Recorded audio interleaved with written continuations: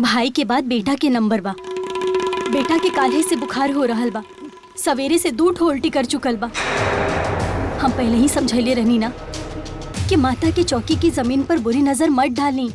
अभी भी वक्त बा, जाके माता की चौकी की जमीन वापस कर दी। माता रानी से और भगत के परिवार से माफी मांग ली। चुप कर और मुंह बंद रख।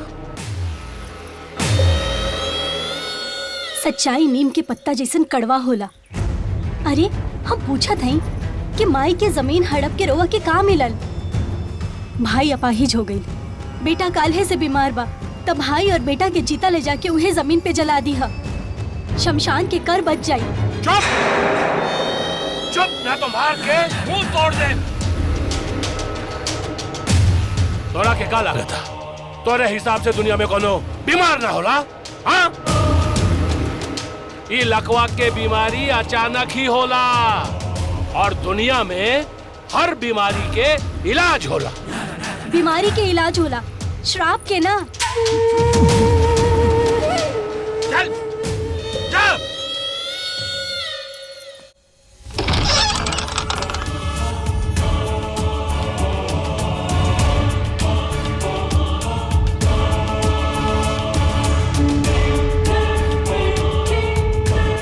भिक्षाम देहि, भिक्षाम देहि।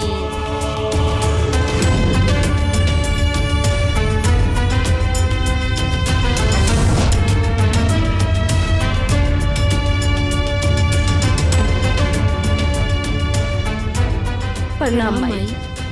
आशीर्वाद। तू भगत जी के बेटी हो ना? हाँ। और तू उनकर पत्नी? जी माई। बाकी रउआ हमने के कैसे जाने नी? सब बतावतानी। आई माई।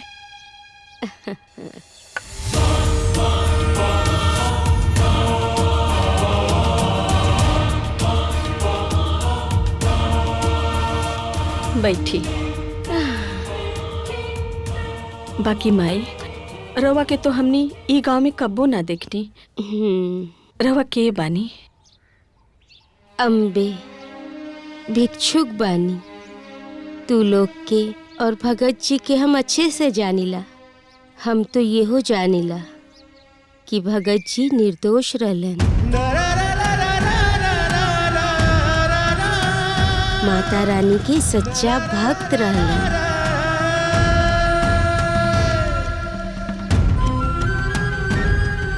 ब्रह्मजी ठाकुर उ मंदिर के जमीन के चलते ओकर हत्या कर देलस।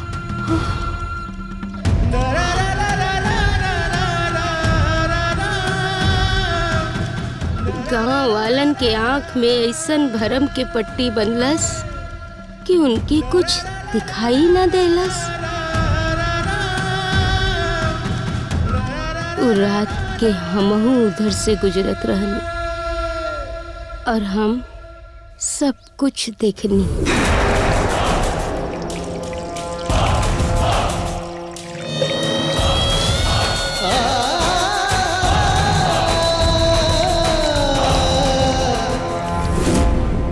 हमारी बूढ़ी आंख सब कुछ देखलस।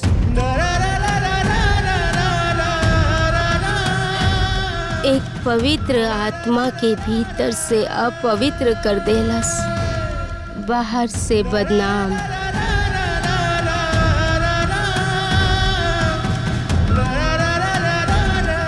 बेटी उ रात के जौन गांव वालन के हाथ पैर चलत रहे ना, उनकर ना ठाकुर के चलत रहे।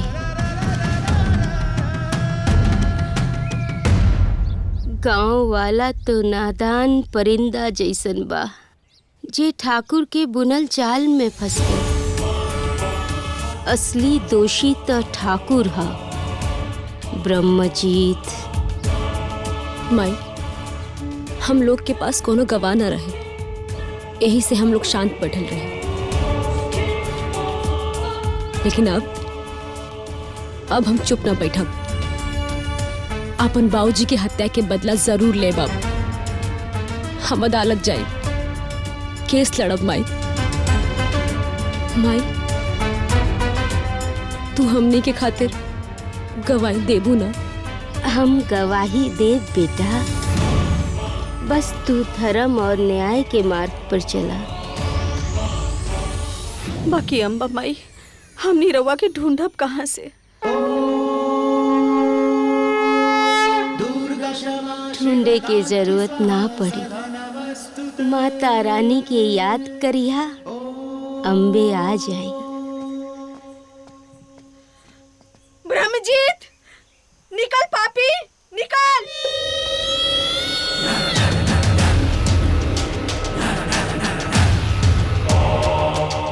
का रे भक्तनिया, हाँ?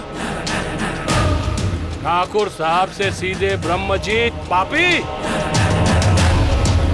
अभी चिल्लाइल बंद कर, ना तो जबान कटवा दे। तू का जबान कटवाई बे? जबान तो तहार मुंह से बाहर आई जब फांसी के फंदा पे तहार गर्दन लटकी। तू पाप ना, महापाप कैले बाड़े, महापाप। एक बेटी के सर से होकर बाप की साया छीन ले ले, सुहागन के मांग से होकर सिंदूर छीन ले ले, एक सच्चा भक्त के पूरा गांव में कलंकित कैले, उनकरा के जबरन मांस मदिरा पिया खिया के उनकरा के बदनाम कैले। तू तो के एकर सजा जरूर मिली और कानून के रास्ते मिली। हम कोर्ट के दरवाजा खटखटाई, हम अदालत जाइब, अदालत तोरा के सजा दिलवा के रहब।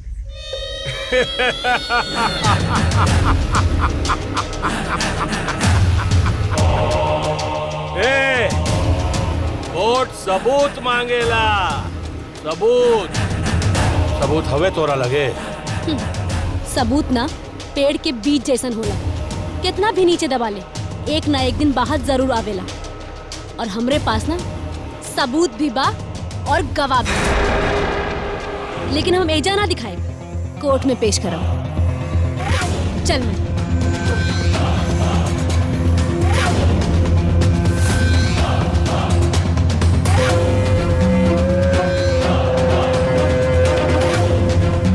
इन्हन की आवाज में इतना हिम्मत और ताकत कहां से आ गई?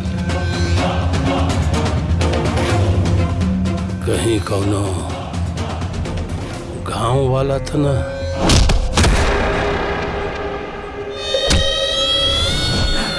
सिर्फ हमार परछाई देख के तोनी लोगन के मौत निकल जाला, जबान लड़खड़ावे लागेला। अब तोहनी लोगन के भीतर हमरा खिलाफ कोर्ट में गवाही देवे के हिम्मत कहां से आ गई? हाँ? कैसन गवाही सरकार?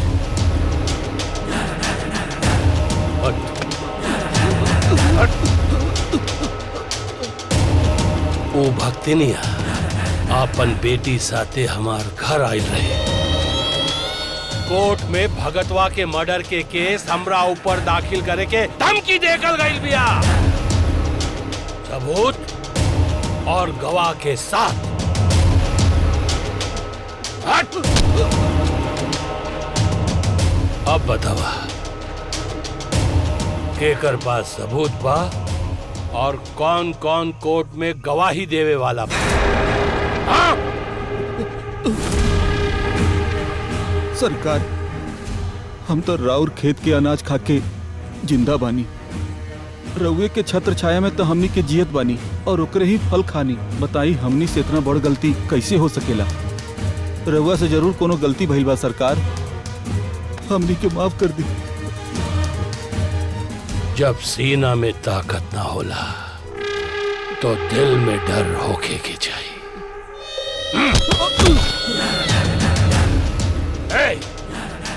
जाके पता लगाओ वो गवाह कौन है। होकर घर मौत के मुजराना, मौत के तांडव होके के चाहिए।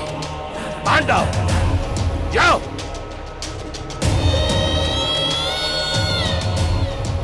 चला, हमनी के वकील भी बढ़िया मिल गई बा। ठीक कहा तारा, वकील तो ठीक बा।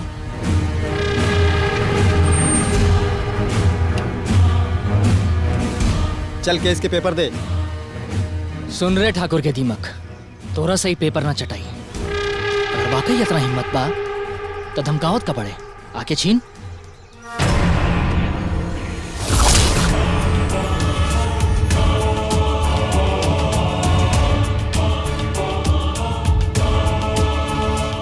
ए बुढ़िया तू के बाड़े?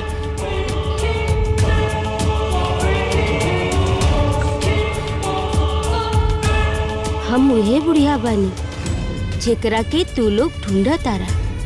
उ ठाकुर के केस में गवाही हम ही दे। खुद लाठी के सहारे खड़ी बारे बुढ़िया और इन्हन के सहारा बनी। भगतवा के परिवार के रक्षा करी और ठाकुर साहब के खिलाफ गवाही देई। ए बुढ़िया सुन, वैसे भी तोरा के यमराज लेवे के चल चुकल हुई हैं। काहे ठाकुर साहब के हाथ से मुअल चाहतारी?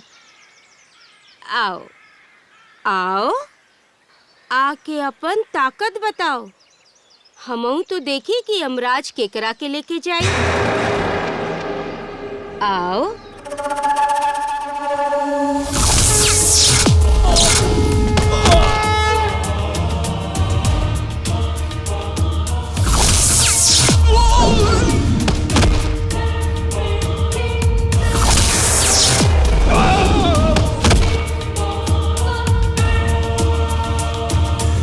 बाप रे बाप।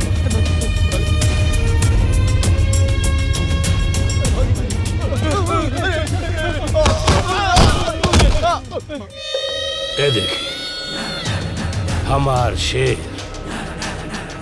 शेर नंबर 1, शेर नंबर 2, शेर नंबर 3 और शेर नंबर 4।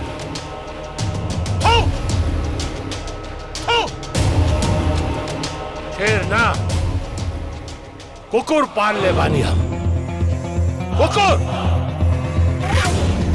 एगो बुढ़िया से मार खा के आ गई लसन। हाँ? सरकार वो कौन मामूली बुढ़िया नहीं के, बड़ी मायावी बा। ओकरा सामने हमनी के कोनो ताकत काम ना आइल और ना चालाकी। सरकार वो है बुढ़िया बा जो भगतवा के केस में गवाही देवे वाली बा।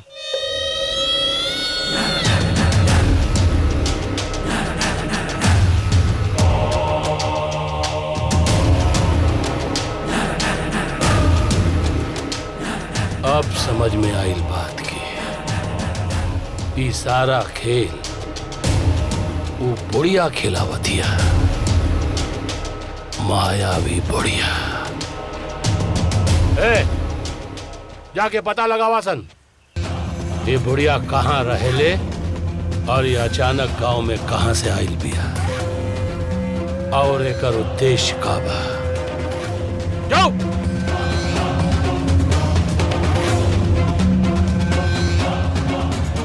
मायावी बुढ़िया तोर माया खत्म। ई घर घर ना मंदिर लागेला।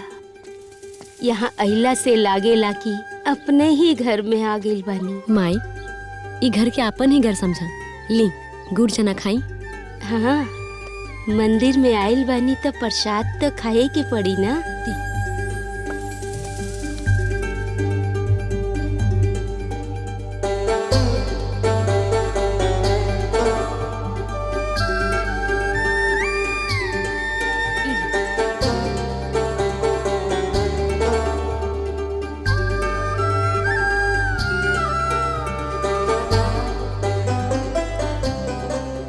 बेटी के हाथ के गुड़ चना खा के पेट भर गई, आत्मा तृप्त हो गई। देख लो सावित्री, बेटी के हाथ क्या है, इतना सा गुड़ चना से ना पेट के साथ साथ आत्मा तृप्त हो गई।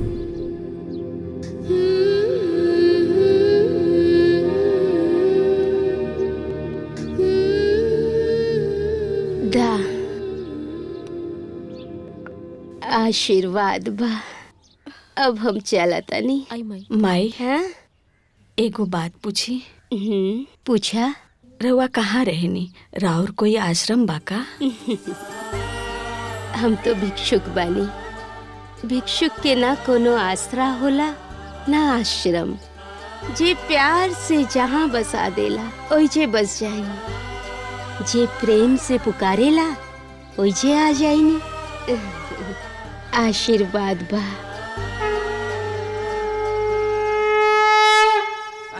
फेंको फेंको फेंको फेंको महाराज फेंका हो आज तारा के खर्चा करे के पड़ी करे के पड़ी ए लो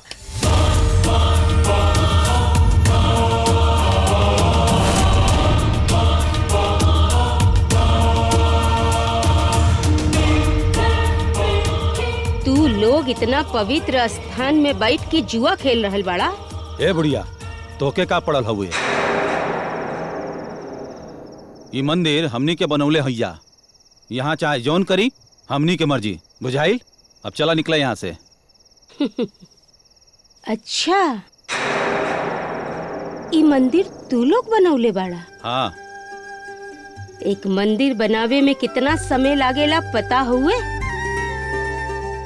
एक मंदिर से कितना ऊर्जा प्रज्वलित होला पता हुए? मंत्र प्रार्थना कर्म से भूमि के पवित्रता नापल जाला। धर्म वेद शास्त्र से नियमावली के अनुसार उपासना के बाद एक मंदिर के शक्ति के निरीक्षण होला, तब जाके बनेला एक मंदिर। पता बा मंदिर में एक पुजारी पवित्र प्रतिमा की सुरक्षा और सेवा करेले। भक्ति जी जैसन ज्ञानी ऐसन पुजारी होला। और तू लोग ही पवित्र स्थान के जुआ के अड्डा बना देला, इतना गंदगी फैला देला। एक बात याद रखिया तू लोग कि माता रानी गलती तो माफ करेले, लेकिन गुनाह ना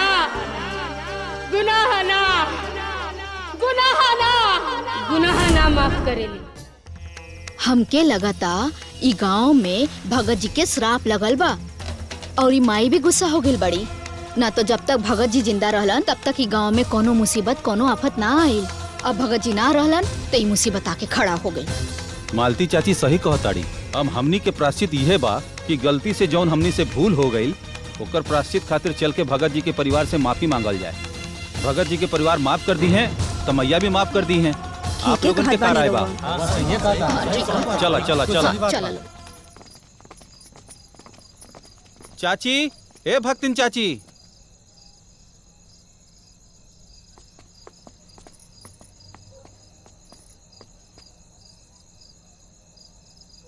का भइल? काहे आयल बानी रउआ लोगन? भक्तिन चाची, भूल से हो गई गलती हमनी के माफी योग्य तो नहीं खे, बाकी गांव वालन के माफ कर दी चाची।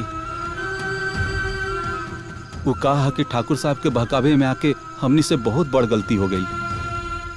भगवान जैसन भगत के हमनी के शैतान समझ लेनी। हमनी के माफ कर दी चाची, हमनी के माफ कर दी। हम जानता नहीं रउआ लोगन के गलती नहीं खे। ठाकुर के भरम में आके रउआ लोगन ये कदम उठैनी और प्रायश्चित कैला से तो हर पाप धुल जाला। रउआ लोगन के ये आंसू बता रहल बा अब रउआ लोगन के मन में कोई पाप नहीं के। जाई रउआ लोगन, हम रउआ लोगन के माफ कर देनी। जाई।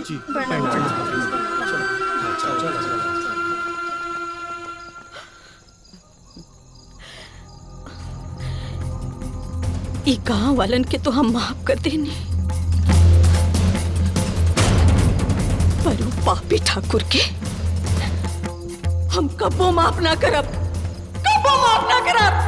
का बकवास करत आड़ा? बकवास ना, खबर पक्का बा ठाकुर साहब। पूरा गांव वालन भगतवा के घरे गए रहे भक्तिनिया से माफी मांगे खातिर, और उ सबके माफ कई दहलस। अब सारा दोस्त के मटका रउए कपार पे फूटल बा और उ सब गांव वालन के मती मार दहलस बुढ़िया।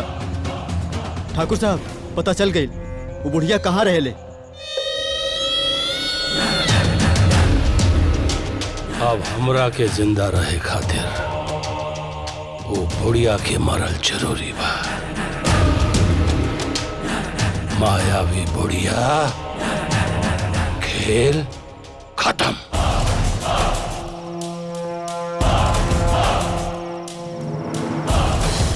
ए, उन्हें देखा।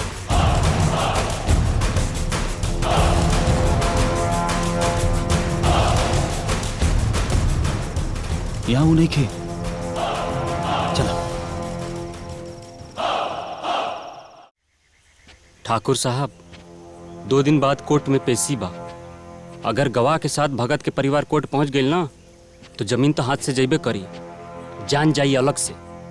रउआ के फांसी हो सकेला। वकील साहब, कोर्ट में जिंदा लोग जाएला, मुर्दा ना।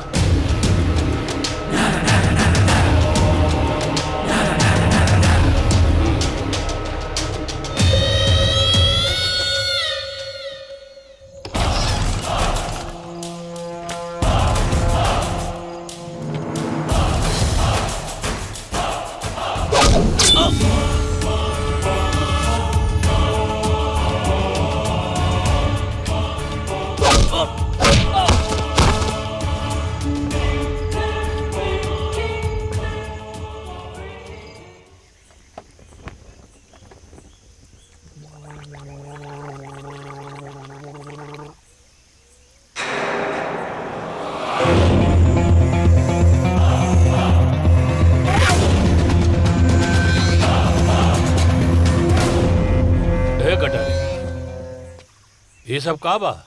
ठाकुर साहब, हम कहले रहनी ना, वो बुढ़िया मायावी बिया, उहे ही दोनों के ही हाल कैले बिया। ब्रह्मजीत के मतलब जानेला? ब्रह्मांड के जीते वाला ब्रह्मजीत कहाला। अम्बे माई, एगो बात पूछी, जीत के कर होई, धर्म के या अधर्म के? इंसान के यह कमी होला जे कर्म से पहले ही फल जानल चाहेला। ई जोन कुछ हो रहल बा सब इनकर मर्जी से हो रहल बा, और जोन आगे होई उहो इनकर जानकारी में होई, काहे कि सब इहे करेली। हमार पति के बदनाम करके मुआ दियल गई, फिर भी माता रानी देखत रह गई। हमने के ऊपर इतना अत्याचार हो गए, बाकी माता रानी देखत रह गई। वो पापियन के कब सजा मिली अम्बे माई, कब सजा मिली? रावण के राम कभी के मार सकत रहे, कंस के कृष्ण कभी के मार सकत रहे, एक पल में श्री कृष्ण महाभारत के युद्ध समाप्त कर सकत रहे। बाकी जबले पापियन के पाप के घड़ा ना भरेला, भगवान भी कुछ ना कर सकेला। सबके मौत निश्चित बा। आपन पसंदीदा फिल्म देखे खातिर डाउनलोड करी दंगल प्ले ऐप।